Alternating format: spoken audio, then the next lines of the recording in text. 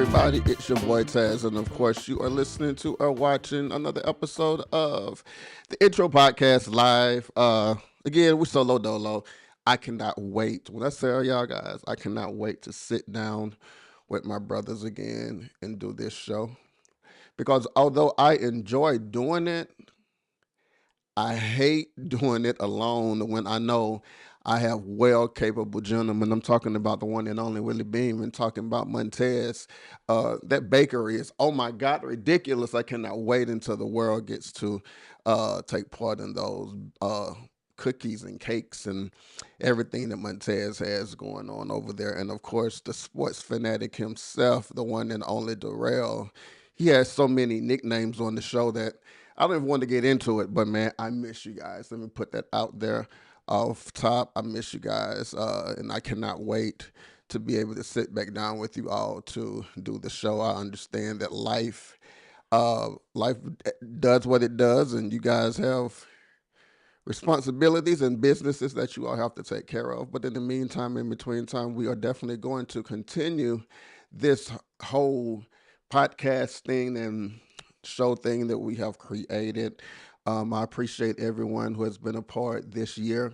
Although this is not the last show of the year, I just want to do my appreciation of everyone who has been down, who have listened to a show, who have shared a show, all of our guests who have been guests on the show. I appreciate you guys. We would not be able to do this without you. And even to all of my co hosts, I couldn't do this successfully without you guys, with your input, your ideas, and everything. So, because you all have been there for me throughout the year, I just want to appreciate you guys. Pardon that, but that's actually Montez messaging your boy right now. But again, if you're catching this show, or if you would like to catch this show later, you can definitely be able to listen to this show on YouTube, also on Spotify and the Apple Podcasts. Tune in, and I think iHeart too, wherever you get your podcast, just simply under the intro podcast. I am excited about today's show. We have a lot to talk about. And not so much time to talk about it because, yeah, we got to work today. We got bills due.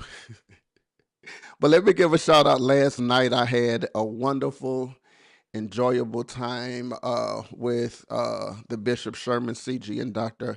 Tanya Allen. They had their annual Christmas bash at the crib, at the mansion, at the home, and the who's who of anybody in the gospel industry was there. I'm talking Tommy Young, talking Henderson, everybody was there in wonderful food. Shout out to Judy. She is the chef that catered this event, and as usual, some of the best food I've ever had from a caterer before. So shouts out to you for that. All the new people I was able to meet and shake hands with, I enjoyed it. If you guys don't know about class and you want to just be a part of something great next year, you need to be in the place to be able to shake hands. And it wasn't even as much as about business.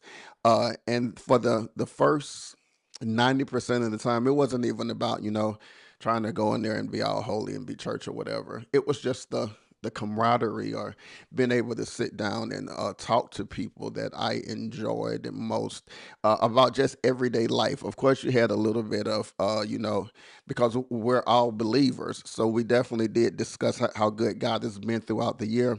But we were able to, where I was able to witness people congratulating people on businesses and brands and just moving forward this year. And it did me good, and the food did me even better. After I get finished doing this show, before I hit the road, Judy, I'm going to be out there in the refrigerator getting some more of that wonderful food from last night.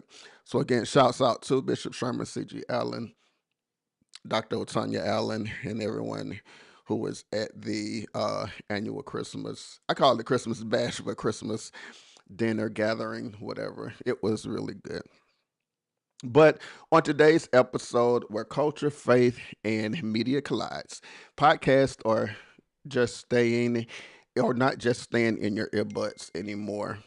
They're headed to the big screen with Netflix stepping into podcasting space. Shows like The Breakfast Club are finding new ways to reach audiences worldwide.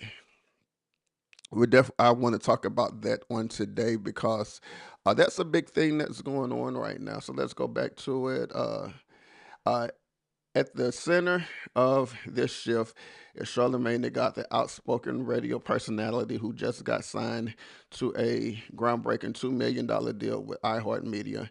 His vision uh, to turn his Black Effect podcast network into the next BET, a home for diverse voices on the pilot conversations and stories that shape our culture.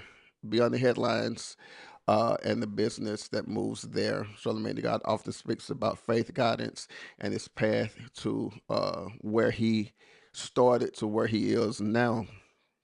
But we'll also be discussing how the Breakfast Club and other shows are moving to the Netflix platform and how monumental this is. Because if you think a couple of years ago, whenever podcasting was just introduced to the world. I know for me personally, people were like, whenever I first got into podcasting, I made a post about this on social media. When I first got into podcasting, nobody was nobody checking for me. As a matter of fact, instead of checking for me, they were telling me how crazy I was for even believing that somebody would download an app, press a button and just listen and not be able to see anything. But that's say 10, 12 years prior to today, to where now every number one, everything that we do, or a large percentage of everything that we do now, is on our phones. Podcasting has become the go-to for entertainment, the go-to for news, and in some cases the go-to for inspiration, because most of your bigger, even your bigger TV shows, your bigger news stations and radio shows have now turned those radio shows or TV shows or news shows into podcasting. So podcasting has definitely become a big thing. But let's go into the first story. Breakfast Club is moving to Netflix, and so is half of the podcast world. The podcast landscape is shaping again, and it's that time. It's Netflix's time to make noise.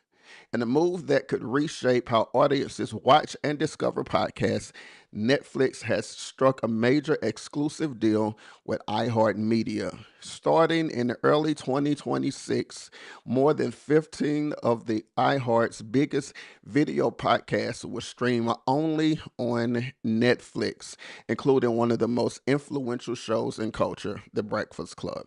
For over a decade, Charlamagne the God, DJ Envy, Just Hilarious, and of course we got to include Lauren in this now because she is, I think, the senior news specialist, have turned the Breakfast Club into a cultural touchstone, a place where celebrity interviews, politics, and viral moments collide.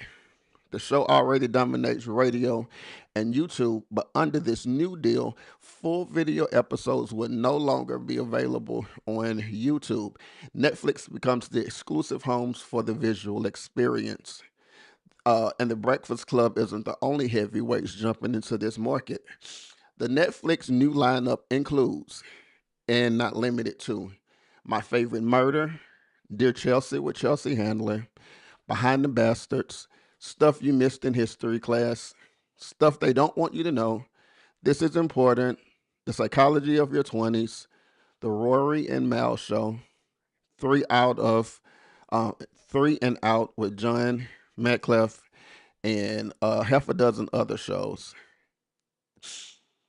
This follows Netflix's earlier deal with Spotify to bring shows like the Bill Simmons podcast and the Rewatchables to the platform starting in 2026. So, what's the strategy here? Netflix is leaning hard into video first podcasts, and space YouTube has dominated. I'm sorry. Netflix is leaning hard into a video first podcast a space where YouTube has dominated for years. These shows are inexpensive to produce, endlessly bingeable, and perfect for background viewing. The kind of content that keeps people on the platform without requiring blockbuster budgets. For creators, it's a chance to tap into Netflix's global reach. For Netflix, it's a way to compete directly with YouTube and expand beyond traditional TV and film.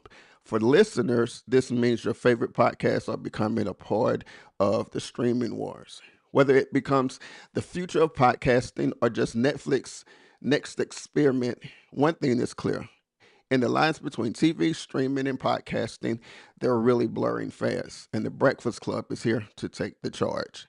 I'll say this. I'm excited about this because although we may not be on that statue or on that level yet, I am encouraged that with this deal being signed, eventually it'll give right way for individuals like the intro podcast or like sports therapy or like in the spotlight with Lady T, walking through the word podcast with Bishop Sherman Allen, an opportunity to reach a bigger audience with the Netflix deal, but also even now it gives us a bigger opportunity to reach a bigger audience with Spotify.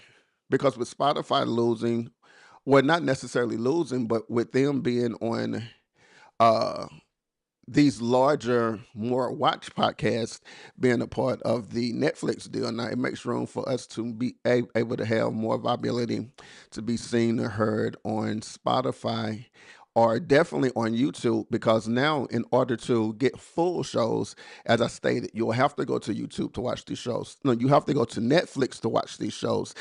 So I will possibly have, and I don't even know how this is going to go, but maybe they'll have clips on YouTube with the Netflix logo branding, but no more long form videos. So that means, again, people like us and other independent podcasts who are not on that caliber, we can have our long form videos for our podcast on YouTube, and as long as our content kind of reaches or matches a little bit of what the audience or what people want, we'll be able to get that viewership. That's why I encourage people to get into the podcasting industry because you never know what your audience is. You never know what people want to hear. A lot of people say, like, I have an idea to do XYZ, but with the idea, they kind of hesitate because they don't know for sure that people want to hear. You have to understand there are over 2 million people. I was about to say 2 million people in this world. There are over 2 million people in this world that listens to podcasts, that watch podcasts, that are on YouTube, that are looking for subjects or looking for topics for things that they're dealing with, and don't know that someone already has dealt with it or someone is dealing with it and is telling a story. When it comes down to politics, every now I'm trying to touch with that because a lot of the conspiracy theorists and all of that, I'm not too big on that. But even with that, there's somebody, time has proven, especially this year, even with your political views, somebody share the same views you share. And they just want to know that they're not the only people feeling slow, I guess it's safe to say. So even with that, there's an audience and there's a way to reach them. You just have to be able and willing to sit down and talk in front of a camera, talk in front of your phone, podcasting or video entertainment or communication has become so easy to where you may not have the setup like I do or the setup like all of the other bigger podcasts have. But as long as you have a cell phone, you don't even need a physical microphone or whatever. Because especially if you're part of the iPhone family, shout out to iPhone. All you have to do is just sit down, talk, and post. And you never know who's listening or who's interested or who want to be a part or voice an opinion. You just have to be willing to get out there and try something. It's not necessarily, I'll say this, it's not necessarily comfortable whenever you don't know what the outcome is going to be. But as long as if you are dedicated to it and it's something that you really want to do, all you have to do really is just try it. Let me say it again. All you have to do is try it. And if it doesn't work, or if you don't feel like this is your field after a certain amount of time, clearly understandable. Move on to something else. But you never know what your success is unless you actually get out there and try to be successful. And with that being said, getting out there and not knowing what the end is going to be leads us into the next story, to where I've been following Charlamagne the God for years. I've been following his story, read a couple of his books. One of the books that I really, really pay attention to is what is let me Black Privilege. Because in Black Privilege, he breaks down his life and things that he's been through, how he was raised, and the battles that he had to fight, and even getting into the radio industry, being a part of the Wendy Williams experience, moving from there to the Breakfast Club, but even before then, being hired by radio stations and fired. I want to say four times, I think, before he got to the Breakfast Club to become successful. And looking at what knowing that story and looking at where he is now, it's truly a story of resilience. It's truly a story of, yes, I've been down, but I'm not out. A lot of times whenever we are in situations and it don't work out for us, we fall back and we be like, no, because I've been beat down so much. Instead of getting back up and trying again, I'm just gonna take what I have and just deal with it. But Charlamagne the God had a different frame of mind. Let's talk about it. Today we're diving into the story of Charlamagne the God, one of the most influential voices in American media, a man who is reshaping the podcast landscape. Charlamagne first made his mark as co-host. Well, Charlamagne's first that wasn't his first, but his first mark on the Breakfast Club as a co-host, a syndicated morning show that became a cultural touchstone. Known for his fearless interviews and unapologetic honesty, he built a reputation as someone could challenge celebrities, politicians, and even presidents, while still connecting deeply with the audience of listeners every day. Well, Charlamagne didn't stop at radio. In 2020, he launched the Black Effect Podcast Network in partnership with iHeartMedia. His vision, to create what he called the BET of podcasting, a platform amplifying diverse voices and stories. Since then, the network has grown to over 60 shows featuring everyone from the NBA, like stars Matt Barnes and Steven Jackson, to entrepreneurs like Damon John. Fast forward to 2025, Charlamagne has inked a 5-year, $2 million extension with iHeartMedia. This deal not only keeps him at the Breakfast Club, but also give him the resources to expand the Black Effect even further. His, he's planning to add at least 10 new shows in 2026, cementing his role as both talent and executive. What makes Charlamagne's journey so compelling is his ability to balance authenticity and business savvy. iHeartMedia's CEO Bob Pittman praised him for being authentic and cultural shifting, while Charlamagne the God himself expressed gratitude for being treated not just as a talent, but as a true partner. So when we talk about Charlamagne the God today, we're not just talking about a radio host. We're talking about a media mogul who's redefining what it means to own their own voice, build brands, and shape culture through audio. Charlamagne the God's story is proof that media power isn't just about being on the mic, but it's about creating platforms, amplifying voices, and building institutions that last. I say this once again, I've been following the Charlamagne the God story forever. As long as I can remember being introduced to the Breakfast Club, I did know him primarily, know of him primarily through whenever he was working with Wendy Williams. But again, knowing the story, if you haven't listened to or read his book Black Privilege, please get that. It's on Audible, or you can actually get the physical copy also from your bookstores or whatever. But knowing his story of, like I said, working and being fired 4 times, um, the challenges that he grew up with, as he called the dirt road in Monk's Corner,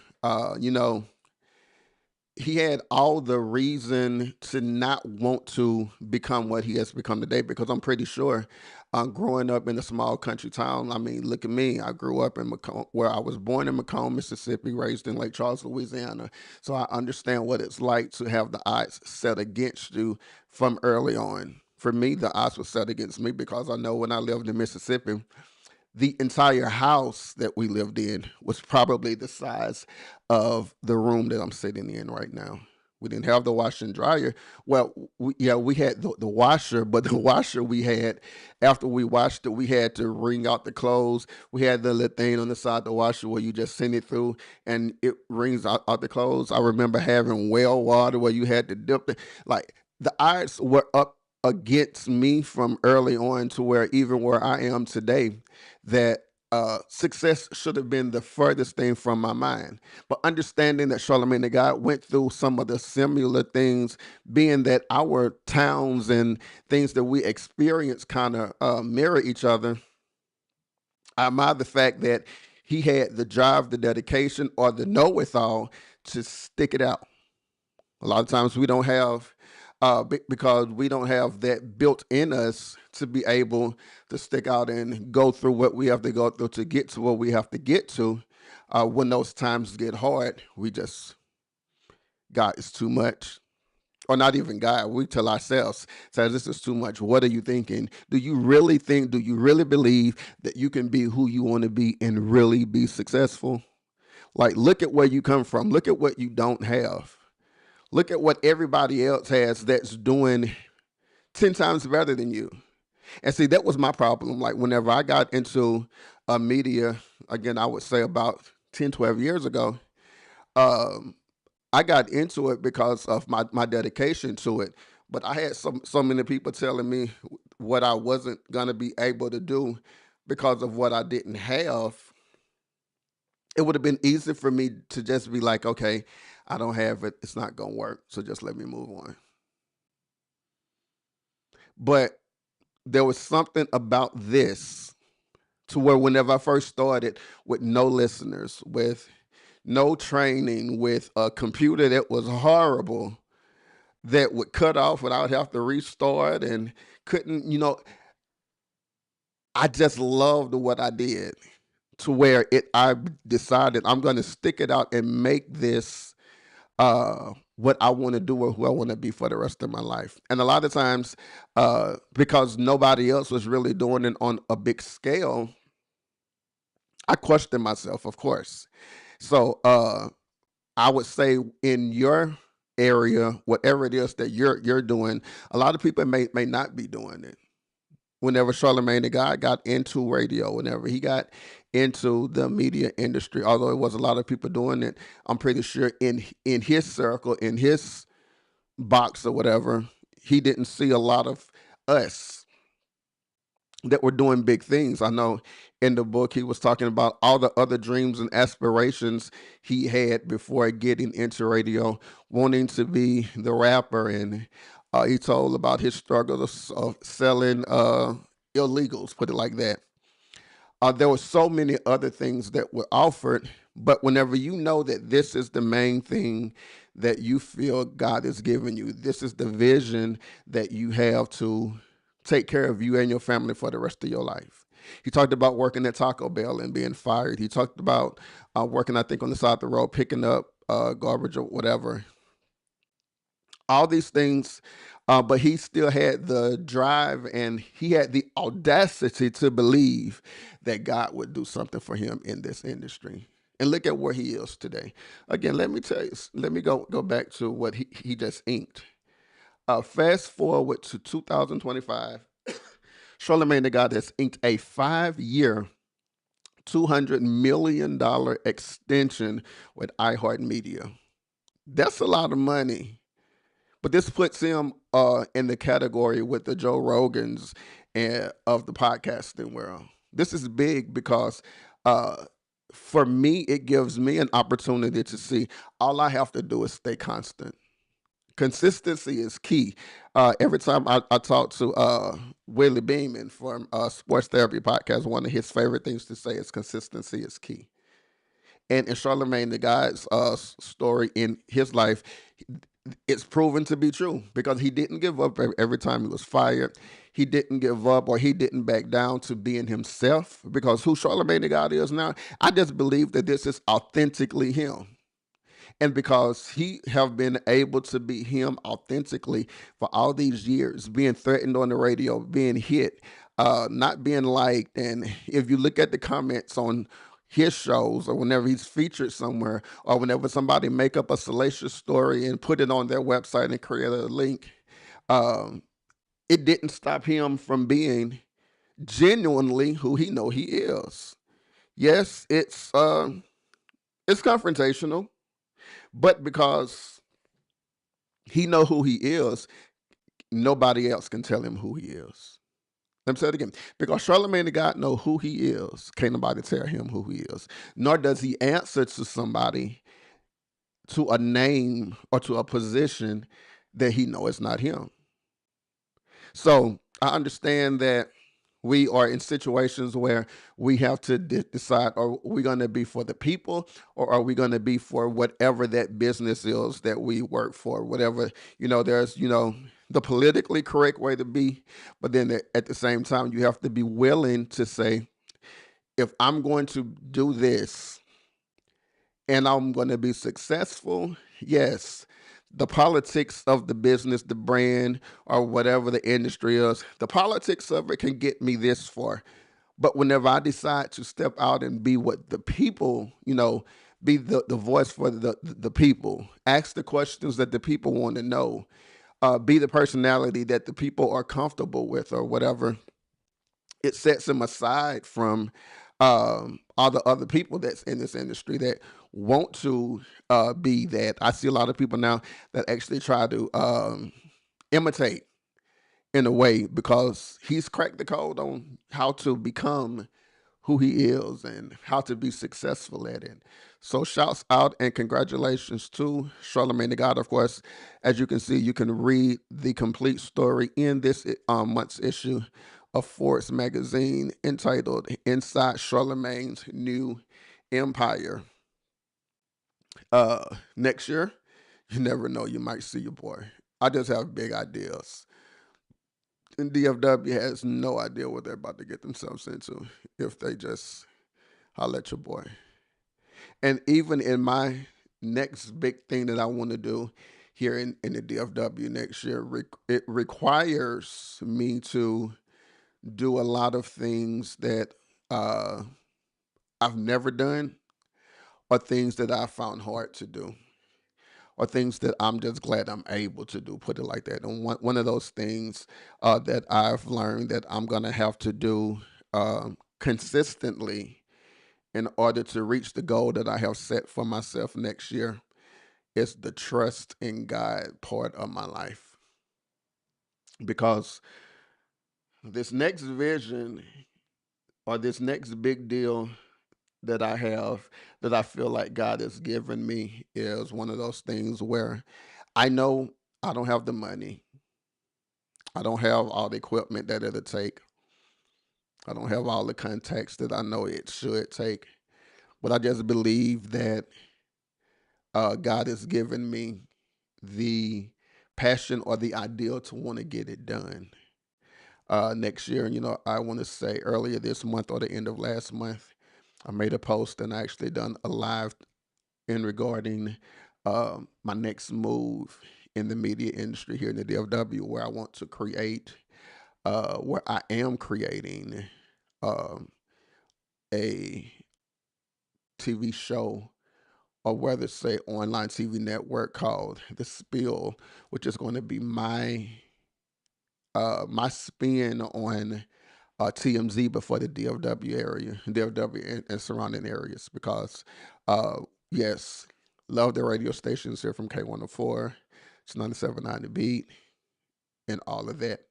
But with with radio stations, we have to understand that there's a set guideline of things that can and can't be done, can and can't be said. Well, on this new network that I'm putting together for the DFW, like I have 100% creative control over everything.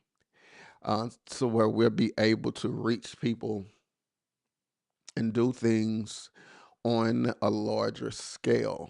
But in being able to do that, uh, knowing what I do have uh, that's close to me to be able to accomplish this, but knowing what I actually need at the same time, one of the biggest things that I'm making me do is trust God more.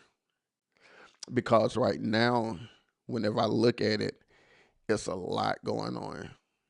And it's a lot of things that's needed. But I look at where I am now and I look at where I started out, let's just say 10 years ago, where God has provided to where now me going from, I remember the first computer that I ever owned was a black HP that I purchased from Best Buy. Wasn't really able to, like I say, fully accomplish what I wanted to accomplish, from the magazine to the radio station to trying to do recording studios to produce music or whatever. I didn't have the capability to do it, but I dealt with it. But when I look now to know that uh, everything that I work with, computer, iPad wise, and cameras and everything is mostly Apple, and it was not something that happened immediately overnight, but gradually, because number one, I used what I had. I didn't try to well, I didn't let the fact that I didn't have Apple, or I didn't have the best Apple product, cause me not to want to be successful in what I wanted to do. I had to trust God. So that's the last segment that we're going to talk about. Let's go. We are talking about something that is real to all of us, trusting God when it seems hard. Those moments when everything feels upside down, when you're not sure how things will work out, and trusting God feels almost impossible. It isn't about pretending everything's fine. It's about being honest about the struggle and leaning and learning how to lean on God even when life doesn't make sense. Part one is naming the struggle. Let's be real. Trusting God isn't automatic. Sometimes we pray and nothing changes. Sometimes life feels unfair and we wonder if God even notices. Doubt creeps in, fear takes over, and trust feels out of reach. But think about it. When everything is up against you, when your health scare happens, when relationships break down, it's natural to ask God, where are you? Think about the time when trusting God really was hard for you. What happened at that time? Where were you in your relationship with God, or where were you in your life personally? How did it feel? I know for me, one of the biggest challenges I've had in my life was, I want to say, 2 years ago, whenever I was hit with Bell's palsy. And being hit with Bell's palsy, if you all look at the video or you hear my voice now, you understand, or you would understand why I sound the way I do, not being able to pronounce some words correctly because the left side of my face was damaged in Bell's palsy. Well, with Bell's palsy. And one of the biggest challenges for me after learning what the ramifications would be for however long was, before that, I knew I was, the talker, the singer, always in front of a camera, always in front of a microphone, wanted to be successful. And I had to get over the fact of not being able to look or sound the way I was used to sounding until God does what he does in the healing process. But it was really hard for me because I fell into the depression to where I didn't necessarily want to even think about doing this again, even at this point in my life, 2 years later, getting in front of a camera and talking. feels awkward, feels weird because um, I know what how people perceive things, and if it doesn't look a certain way or sound a certain way, people make their perceptions and will note you credible because you sound a certain way, or deem you not professional because you look a certain way, or whatever. But I had to get over that hump and understand that just because that happened to me, that I was still able to do what I was doing before. And I couldn't let it get me down. I couldn't let it discourage me.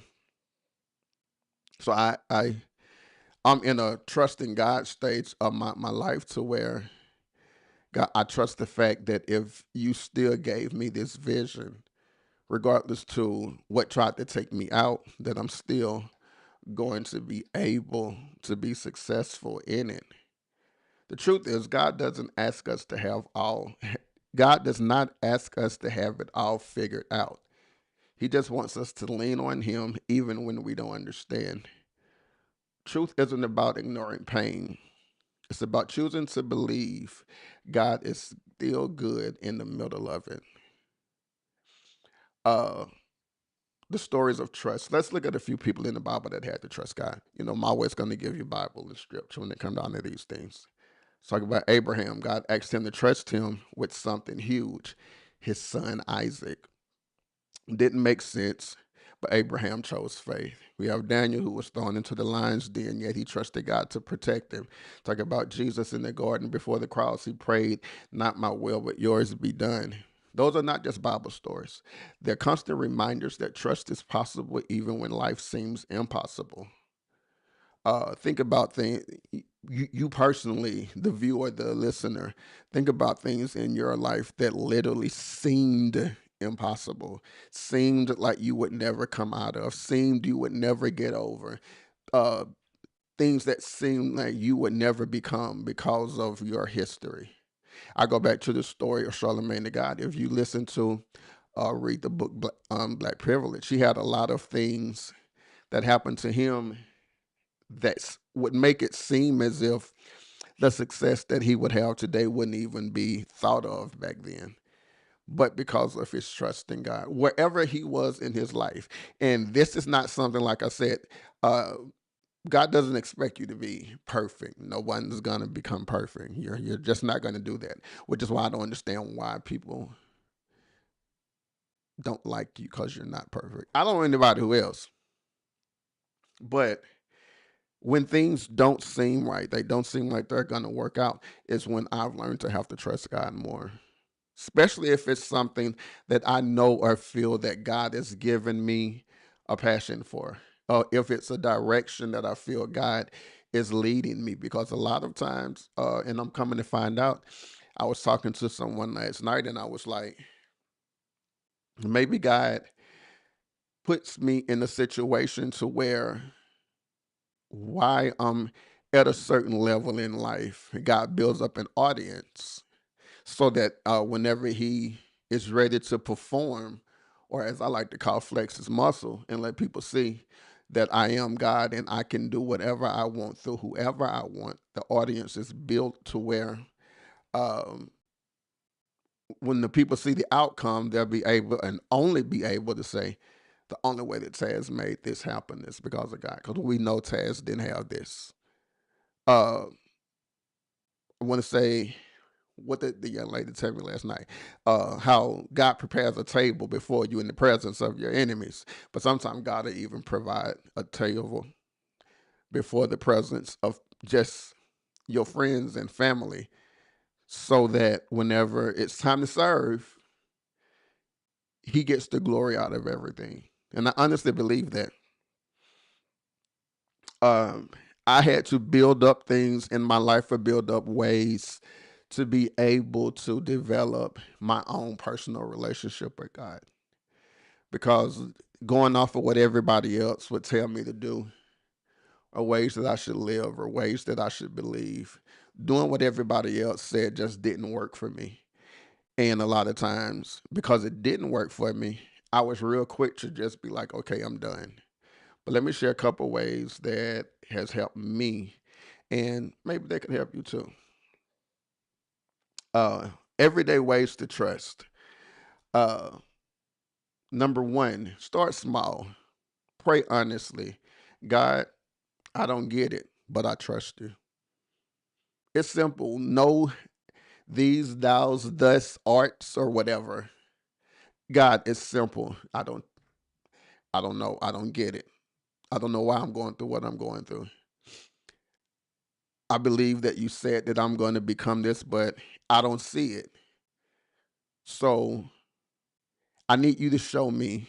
And this is just literally just simple terminology, no big words in this prayer. God, I need you to help your boy out. I don't get it. Pray honestly. You don't have to make up stuff because you have to think about it. You're praying to God. He already know what the deal is. So just be honest with him. Remember the past. Think about times God has brought you out before. Ty Trippett has a song, if you've done it before, he'll do it again. In my life, especially when it comes down to health wise, although every time the next health scare is worse than before, I look back to what I had before. And I'm like, God, you healed me once, you can heal me again. When it come down to business wise, God, this was successful before, and although it didn't last because of whatever, sometimes it's just a seasonal thing. It was supposed to be successful for this season, but with this new thing, I looking like, God, you made that successful. You can breathe on this and make this successful too. Lean on community. Surround yourself with people who remind you of faith.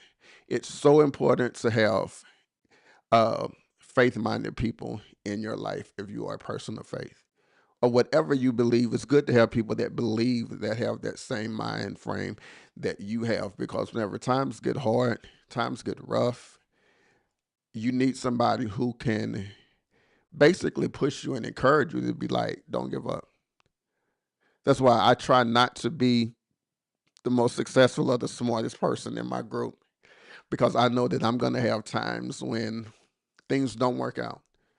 I know I'm going to have times where I'm going to be like, God, who helps the helper? And I just believe that just having that community of people, someone that you can lean on. I'm glad I have someone that I can lean on. I have my brother Willie. I have my brother Montez. I have my brother Jay. Well, Darrell. Uh, that whenever with this podcasting thing or with the whole media thing, when times get hard, uh, and I don't understand it, I get discouraged because I can't afford it. You know, I can lean on them. I love the fact that in this life period, I can call on Bishop Sherman Allen, Dr. Otanya Allen, and without judgment, they give me the best advice possible. And no, the advice is not always the easiest, and it's not always the most lighthearted. Sometimes it can be real stern, but I need it. So having community is really, really big. Write it down. Keep a track of small blessings with little wins uh, that God do after a while show big things. I remember when I lived in Louisiana, I used to write out my prayers. And I used to do bullet points of everything that I would ask God to do for me. And after a while, I would go back and I would read those prayers. And I was able to cross out, God answered this, He answered this. I think I need to go back to that. Because when it made me happy to look back at those letters that I wrote to God and look at the bullet points and see that I had an X through it or I had a line through it because God had already done it before. Which goes back to the other point I made, to where if I ever went through it again, I can go back to that bullet point, that crossed out sentence, paragraph, or whatever. I crossed this out 6 months ago. I'm dealing with something like it now. God can do it again.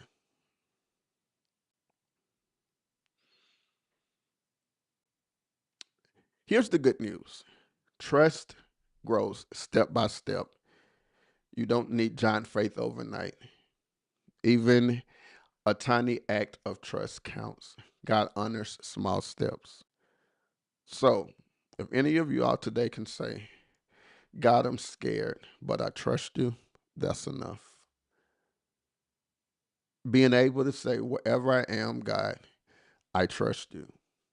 I don't see my way out. I don't understand why I'm even in it, but I trust you. It's a good thing. First step.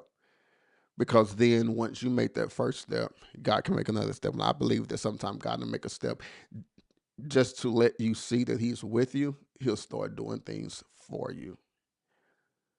Even just saying it out loud can bring a little peace. Trust isn't about being strong, it's about learning and leaning on God and who He is. I would say to you guys on today, before we end today's episode of the intro podcast, whether it is business, whether it's relational, we have to understand that God is where we are.